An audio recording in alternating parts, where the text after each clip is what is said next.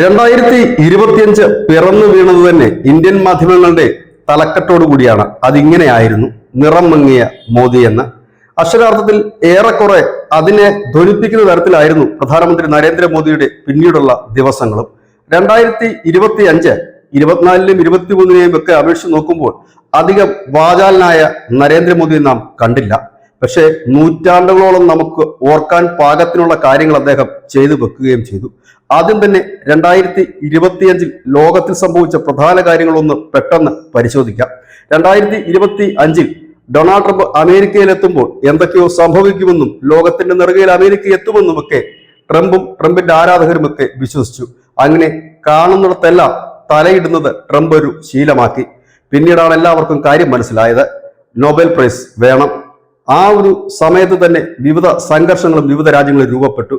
Israel Hamas സംഘർഷം അതിന്റെ പരമകോടിയിലെത്തി. ഒടുവിൽ ട്രംപ് ഇടപെട്ട് ഒരു താൽക്കാലിക വെടിനിർത്തലാണ്.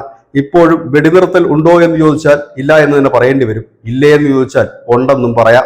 അങ്ങനെ നിൽക്കുന്ന അവസ്ഥ. പിന്നീട് ഇറാന് അനവധി തവണ മുന്നറിയിപ്പ് നൽകി ട്രംപ്. ഒടുവിൽ എല്ലാവരും കാണുക അവിടെയും ഇവിടെയും കൊണ്ട് ചില ബോംബുകൾ വിതറി താനൊരു ഹീറോ ആണെന്ന് തെളിയിക്കാനുള്ള ഒരു വെപ്രാളമായിരുന്നു. പക്ഷെ അതിന് വലിയ മൈലേജ് കിട്ടിയില്ല. ഇറാൻ മിഡിൽ ഈസ്റ്റിലുള്ള US ഒരു സൈനിക താവളത്തിന് നേർക്ക് മിസൈൽ തൊടുത്തതോടുകൂടി ആ ഒരു പൂച്ച് പുറത്താവുകയും ചെയ്തു. പിന്നീട് നോട്ടം റഷ്യ ഉക്രൈൻ യുദ്ധം തീർക്കുന്നതിന് വേണ്ടിയിട്ടായിരുന്നു. പലവട്ടം സംസാരങ്ങളുണ്ടായി. പുടിനെ വിളിച്ച് പ്രത്യേക കൂടിക്കാഴ്ചയും നടത്തി. ഫലം ഒന്നും ഉണ്ടായില്ല എന്ന് മാത്രമല്ല, യുദ്ധം മറ്റൊരു തലത്തിലേക്ക് നീങ്ങുകയും ചെയ്തു. അങ്ങനെ അനവധി കാര്യങ്ങൾ. ഇതിനിടയിൽ ഇന്ത്യയും വരട്ടാനുള്ള ചില ശ്രമങ്ങൾ നടക്കുകയുണ്ടായി. അതിനുള്ള പ്ലാനും പദ്ധതികളുമൊക്കെ തയ്യാറാക്കി വരുമ്പോഴാണ് അതിൻ്റെ കൂടി ഒരു പശ്ചാത്തലത്തിൽ വേണം പാകിസ്ഥാന്റെ പഹൽഗാം ആക്രമണത്തെ കാണാൻ. ആ പഹൽഗാം ആക്രമണത്തിന് ഇന്ത്യ പ്രത്യേകിച്ചൊന്നും ചെയ്യില്ല എന്നും പാക് അധിനിവേശ കാശ്മീരിൽ 1-2 ബോംബിടുമെന്നുമൊക്കെ ഏവരും കരുതി. പാകിസ്ഥാനും അമേരിക്കയും ഒക്കെ അങ്ങനെയാണ് കരുതിയത്. പക്ഷെ മൗനത്തിലായിരുന്ന മോദി പണി ഒപ്പിക്കുക തന്നെ ചെയ്തു. പാകിസ്ഥാനിൽ കയറി തന്നെ അടിച്ചു. ഒന്നല്ല പലവട്ടം. 3 ദിവസം നീണ്ടുനിന്ന സംഹാര താണ്ഡവത്തിൽ പാകിസ്ഥാന്റെ നട്ടും ബോൾട്ടും ഊരി എന്ന് തന്നെ പറയാം. ആണവ രാജ്യമെന്ന് വീമ്പിളക്കിയവർക്ക് ആണവായുധത്തെ ഒന്ന് കാണാൻ പോലും കഴിഞ്ഞില്ല. അത്തരത്തിൽ അമ്മാതിരി അടി. അതിനുശേഷം യുദ്ധം ഇല്ലെങ്കിൽ ആ ഒരു സംഘർഷം ആ പാകിസ്ഥാന്റെ അഭ്യർത്ഥനയോടുകൂടി നമ്മൾ തൽക്കാലത്തേക്ക് അവസാനിപ്പിച്ചു. അപ്പോഴും മോദി പറഞ്ഞത് ഇതൊരു ഷോർട്ട് ബ്രേക്കാണ്, ഒരു ചെറിയ ഇടവേള മാത്രമാണ്, അല്ലാതെ ഞങ്ങൾ നിർത്തിയിട്ടില്ല എന്നാണ്. അതിന് തൊട്ടു പിന്നാലെ ഡൊണാൾഡ് ട്രംപ് അവകാശവാദവുമായി രംഗത്തെത്തി. താനാണ് ഈ യുദ്ധം നിർത്തിയതെന്ന്. ഇന്ത്യ മൈൻഡ് ചെയ്തില്ല. അതോടെ അങ്കിൾ സാർ കലിപ്പിലായി. ഇന്ത്യക്കെതിരെ താരിഫ് പ്രഖ്യാപിച്ചു. ആ താരിഫിന്റെ മുഴുവൻ ഉത്തരവാദിത്വം താൻ ഏറ്റെടുക്കുന്നെന്ന് പരസ്യമായി നരേന്ദ്രമോദി പറഞ്ഞു. എന്നിട്ടും ഇന്ത്യ കുലുങ്ങിയില്ല. അമേരിക്കയുടെ കാല് പിടിക്കാൻ പോയതുമില്ല. കാരണം അമേരിക്ക ഒരു കാലത്തും ഇന്ത്യക്കൊപ്പം നിലനിന്ന രാജ്യമല്ല. കാര്യം കാണാൻ മാത്രം വരുന്ന ഒരു രാജ്യം. അപകടഘട്ടത്തിലല്ല, പരസ്യമായും രഹസ്യമായും ഇന്ത്യക്ക് എതിരെ നിന്നിട്ടുള്ള ഒരു രാജ്യം. ആ ഒരു മൈൻഡ് തന്നെയായിരുന്നു നരേന്ദ്രമോദിക്കും. ഏതായാലും വർഷ അവസാനം വരുമ്പോൾ മറ്റൊരു വലിയ തമാശ കൂടി നാം കേട്ടു. ഇന്ത്യ പാകിസ്ഥാൻ യുദ്ധം നിർത്തിയത് തങ്ങളാണെന്നാണ് ഇപ്പോൾ ചൈന പറയുന്നത്. ഇതിൽ വളരെ കൗതുകകരമായ കാര്യം, ഓപ്പറേഷൻ സിന്ദൂർ സമയത്ത് തകർക്കപ്പെട്ടതിലേറെ ആയുധങ്ങളും ചൈനയുടേതായിരുന്നു. വിമാനങ്ങൾ ചൈനയുടേതായിരുന്നു. പിന്നെ ചില F-16 പോലെയുള്ള അമേരിക്കയുടെ വിമാനങ്ങളും തകർത്തു. ഈ 2 രാജ്യങ്ങളിൽ കൂടിയാണ് ഇന്ത്യ പാകിസ്ഥാൻ യുദ്ധം നിർത്തിയതെന്ന് പറഞ്ഞാൽ ചിരിക്കാതിരിക്കാൻ കഴിയില്ല. പക്ഷെ സത്യമുണ്ടാകാം. കാരണം ഇനി ഞങ്ങളെ നാണം കെടുത്തരുത്, അതുകൊണ്ട് എത്രയും പെട്ടെന്ന് അവസാനിപ്പിക്കണമെന്നായിരിക്കാം ഒരുപക്ഷെ ഈ രാജ്യങ്ങൾ ആവശ്യപ്പെട്ടത്. കാരണം ഇവരുടെ വിശ്വോത്തരമെന്ന് വിശേഷിപ്പിക്കപ്പെടുന്ന പല ആയുധങ്ങളും ചിഹ്ന ഭിന്നപ്പായ പോകുന്ന കാഴ്ചയാണ് നമ്മൾ ഓപ്പറേഷൻ സിന്ദൂറിൽ കണ്ടത്. അങ്ങനെ പോകുന്നു ലോകത്തെ വിവിധ കാര്യങ്ങൾ. പാകിസ്ഥാൻ ഒന്ന് ഒതുങ്ങിയെന്ന് പറയാം. പക്ഷെ ഒതുങ്ങിയോ എന്ന് ചോദിച്ചാൽ അത്ര പെട്ടെന്ന് ഒതുങ്ങുന്ന ഒരു രാജ്യമല്ല പാകിസ്ഥാൻ. പാകിസ്ഥാൻ പല കഷ്ണങ്ങളാകുന്നു എന്നുള്ള വാർത്തയ്ക്ക് കൂടുതൽ ബലം പകർന്നുകൊണ്ടാണ് 2026 തുടങ്ങുന്നത്. ബലൂചിസ്ഥാനും ഖൈബർ പഖ്തൂൺ മേഖലയെ മാത്രമല്ല, സിന്ധു പ്രദേശം കൂടി ഇന്ത്യക്കൊപ്പം ചേരുമെന്ന് അവിടുത്തെ ഒരു വിഭാഗം ജനങ്ങളും ഇന്ത്യയുടെ പ്രതിരോധ മന്ത്രി തന്നെ പറയുന്നു. അഫ്ഗാനിസ്ഥാൻ പഴയതുപോലെയല്ല. ഏത് നിമിഷവും പാകിസ്ഥാനെ അടിക്കുവാനുള്ള കോപ്പ് കൂട്ടുന്നു. ഈ അടുത്ത് കേട്ട വാർത്ത അവർ സ്വന്തമായി ഒരു വ്യോമസേന യൂണിറ്റ് തുടങ്ങുന്നു എന്നുള്ളതാണ്. അതായത് 2025 അവർ നടത്തിയതൊരു തയ്യാറെടുപ്പാണ്. 26 അടിയുറപ്പ് എന്ന് അമേരിക്കയിലെ തിങ്ക് ടാങ്ക് മാധ്യമങ്ങളും റിപ്പോർട്ട് പുറത്തുവിട്ടിട്ടുണ്ട്. ദില്ലിയിൽ സ്ഫോടനം നടന്നു. ഇന്ത്യ എന്താ പ്രതികരിക്കാത്തതെന്നായിരുന്നു ആദ്യ ചോദ്യം. അത് തൽക്കാലത്തേക്ക് പ്രതികരിക്കേണ്ട എന്ന തീരുമാനത്തിലായിരുന്നു അമിത്ഷായും കൂട്ടരുമെന്ന് തോന്നുന്നു. കാരണം രാജ്യവ്യാപകമായി നടന്നത് റെയ്ഡാണ്. മുല്ലാക്കന്മാരും മദ്രസ അധ്യാപകരും അടക്കം പലരെയും പൂട്ടിക്കെട്ടി. പല മെഡിക്കൽ സ്ഥാപനങ്ങളും പൂട്ടിക്കെട്ടപ്പെട്ടു. അതായത് വിദ്യാഭ്യാസ സ്ഥാപനങ്ങളുടെ മറവിൽ നടന്ന ഒരു വലിയ ഭീകര നീക്കത്തെ തച്ചുടയ്ക്കാനതിനായി ഇപ്പോഴും അതിന്റെ റെയ്ഡുകൾ അനുസ്യൂതം തുടരുകയാണ്. ഇങ്ങനെയൊക്കെ പോകുന്നു അതിന്റെ കാര്യങ്ങൾ. അതെല്ലാം കഴിഞ്ഞിട്ട് 2026 അതിന്റെ ഈ പ്രതികാരം ഉണ്ടാവുക തന്നെ ചെയ്യും എന്നാണ് ഏവരും കരുതുന്നത്. ഇനി നമ്മുടെ അയൽവക്കത്തേക്ക് വന്നു കഴിഞ്ഞാൽ ഏറെ കൊട്ടിഘോഷിച്ച് അധികാരത്തിലെത്തിയ യൂനസിന് പിടിച്ചു നിൽക്കാൻ തത്രപ്പാട് വിടുകയാണ്. അവിടെ ആരെ എപ്പോൾ വെടിയേറ്റ് വീഴുമെന്ന് ഒരു നിശ്ചയവുമില്ല. പതുപോലെ ഹിന്ദുക്കൾ ന്യൂനപക്ഷമാണല്ലോ ബംഗ്ലാദേശിൽ. സ്വാഭാവികമായി ഹിന്ദുക്കൾ ഈ എതിരാളികളുടെ മതമൗലികവാദികളുടെ വാളിനും തോക്കിനും ഒക്കെ ഇരയായിക്കൊണ്ടേയിരിക്കുന്നു. ചോദിക്കാനും പറയാനും ബംഗ്ലാദേശ് അതുങ്ങൾക്ക് ആരുമില്ലാത്ത അവസ്ഥ. പക്ഷേ 2026 ആകുമ്പോഴേക്കും, അതായത് 2025 അവസാന നാളുകളിൽ, ഈ കടന്നു പോകുന്ന ദിനങ്ങളിൽ നാം കാണുന്ന കാഴ്ച കാര്യങ്ങൾ ആകെ മാറിമറിയുന്നതാണ്. ബംഗ്ലാദേശിന് വേണ്ടിയിട്ട് വലിയ രീതിയിൽ ശബ്ദം ഉയർത്തുന്നു എന്ന് മാത്രമല്ല, വേണ്ടി വന്നാൽ നടപടി എടുക്കുമെന്ന് തന്നെ ചില കേന്ദ്രമന്ത്രിമാരും RSSും ഒക്കെ പറയുന്ന സ്ഥിതിയിലേക്ക് ബംഗ്ലാദേശ് എത്തുന്നു.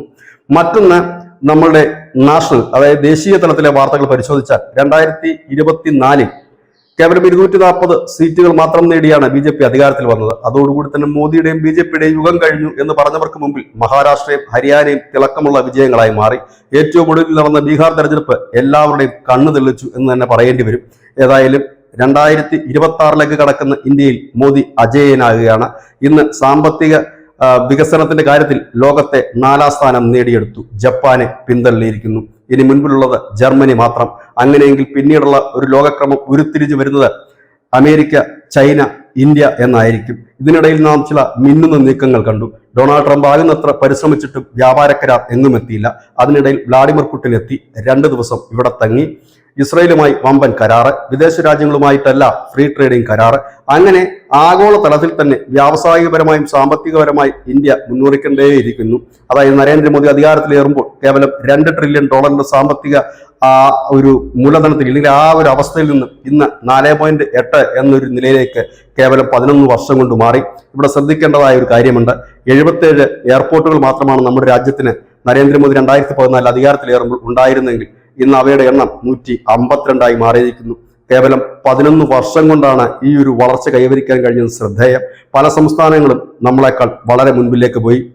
കേരളത്തെക്കുറിച്ച് വിശദമായിട്ടൊന്നും തന്നെ പറയുന്നില്ല, കാരണം പ്രേക്ഷകർക്ക് എല്ലാ ദിവസവും എല്ലാ വാർത്തകളും അറിയുന്നതാണ്. എങ്കിലും ചിലത് പറയാതിരിക്കാൻ കഴിയില്ല. BJP ചരിത്രത്തിൽ ആദ്യമായിട്ട് തിരുവനന്തപുരം കോർപ്പറേഷൻ ഭരണത്തിലേറി. എന്നെ സന്തോഷിപ്പിക്കുന്നത് അതൊന്നുമല്ല. ശബരിമലയിൽ ആചാരലംഘനം നടന്നപ്പോൾ അയ്യപ്പൻ വടിയെടുത്തില്ല എന്ന് പരിതപിക്കുന്നവരോട് ഒന്നേ പറയാനുള്ളൂ. ഇപ്പോഴിതാ അയ്യപ്പൻ പണി തുടങ്ങിയിരിക്കുന്നു എന്ന് തന്നെ പറയേണ്ടി വരും. ഏതായാലും സംസ്ഥാന പോലീസിനെ നിയന്ത്രിക്കാൻ കോടതി രംഗത്തെത്തിയപ്പോൾ അവരുടെ 2 മുൻ ദേവസ്വം ബോർഡ് പ്രസിഡന്റുമാർ അകത്തായി. പ്രധാനപ്പെട്ട CPM നേതാക്കൾ അകത്തായി. ഈ സീറ്റിൽ വന്നിരിക്കുമ്പോൾ കേൾക്കുന്നത് മുൻ ദേവസ്വം മന്ത്രി ചോദ്യം ചെയ്യൽ കഴിഞ്ഞ് മടങ്ങിയെന്നാണ്. ഇനി ആരൊക്കെ കുടുങ്ങുമെന്ന് മാത്രമാണ് അറിയാനുള്ളത്. അയ്യപ്പൻ ചെറിയ പുള്ളിയല്ല, വിടാതെ പിന്തുടരുക തന്നെ ചെയ്യും.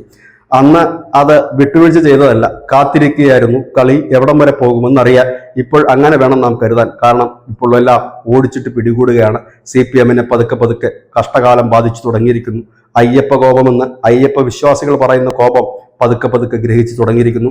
അതിന്റെ ഏറ്റവും വലിയ തെളിവാണ് ഹിന്ദുക്കൾക്ക് ഏറ്റവും കൂടുതൽ വോട്ടുകളുള്ള തെക്കൻ ജില്ലകളിൽ അവർ ഇടതുപക്ഷത്തെ പതുക്കെ കൈവിട്ടുകൊണ്ട് BJP കൂടാരത്തിലേക്ക് ചേക്കേറുന്ന കാഴ്ച. അങ്ങനെ സംഭവബഹുലമായ ഒരു വർഷമാണ് നമ്മുടെ രാജ്യത്തിനും നമ്മുടെ നാടിനുമൊക്കെ കടന്നുപോയത്. ഏതായാലും ലോകത്തെ പല രാജ്യങ്ങളും 2026 ആകുമ്പോഴേക്കും മുൻനിരയിലേക്ക് ഉയർന്നു വരുന്ന കാഴ്ചകളാണ് കാണാൻ കഴിയുന്നത്. അതായത് ഡൊണാൾഡ് ട്രംപിന് വെള്ളം കുടിപ്പിക്കുക മാത്രമല്ല, പട്ടി വില പോലും നൽകാത്ത ബ്രസീല്, ഒപ്പം തന്നെ റഷ്യൻ പ്രസിഡന്റ് വ്ളാഡിമിർ പുടിൻ, ചൈനയുടെ ഷീ ജിൻപിങ്, നരേന്ദ്രമോദി എന്നിവരൊക്കെ തന്നെ മുൻനിരയിലേക്ക് എത്തുകയാണ്. ട്രംപിനെ കണ്ടിന് മുൻപോട്ട് പോകാൻ കഴിയില്ലെന്ന് യൂറോപ്യൻ യൂണിയൻ രാജ്യങ്ങൾക്കും മനസ്സിലായി തുടങ്ങി. അവരൊക്കെ സ്വന്തമായി ആയുധം വികസിപ്പിക്കാനും വാങ്ങിക്കൂട്ടുവാനും ശ്രമിക്കുന്ന തിരക്കിലാണ്. അടികിട്ടിയാൽ ആരും ഉണ്ടാകില്ല എന്നുള്ളത്. അതുപോലെ ഇസ്രയേൽ അവരുടെ മൂലധനം കൂടുതലായി ഇന്ത്യയിൽ നിക്ഷേപിക്കാൻ തുടങ്ങിയിരിക്കുന്നു. ലോകത്തെ വിവിധ രാജ്യങ്ങൾ അവർക്ക് വിശ്വസിക്കാൻ കഴിയുന്ന രാജ്യമായി ഇന്ത്യയെ കാണുന്നു. വലിയ മുതൽ മുടക്ക് ഇങ്ങോട്ടേക്ക് ഒഴുകുന്നു. അങ്ങനെ ദക്ഷിണേഷ്യ ഒരു വല്ലാത്ത വികസനത്തിലാണ്.